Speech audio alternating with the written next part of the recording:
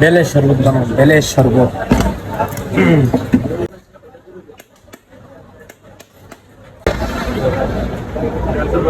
বেলের বিচিগুলো পালাই নিলে আর পিঠা লাগবে না।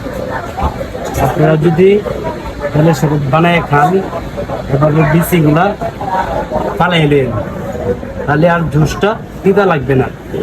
না হলে পিঠা লাগবে, যেমন বিচিটা পাইটা গেলে পিঠা লাগবে। আমি জুস বানাইলে আপনার বিচিগুলা ফালাই দিই করে জুস। বিচি ফালানো শেষ, এখন আমি দিয়ে দিব ব্লেন্ডার। চিনি দিয়ে দিলাম, চিনি বানানো 1 গ্লাস, তার জন্য 1 গ্লাসের পরিমাণ দিয়ে দিচ্ছি সব কিছু।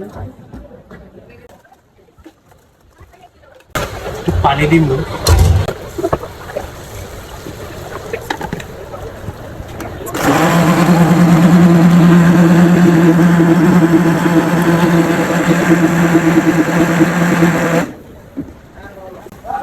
এই যে দেখেন আমার জুসটা কেমন হচ্ছে।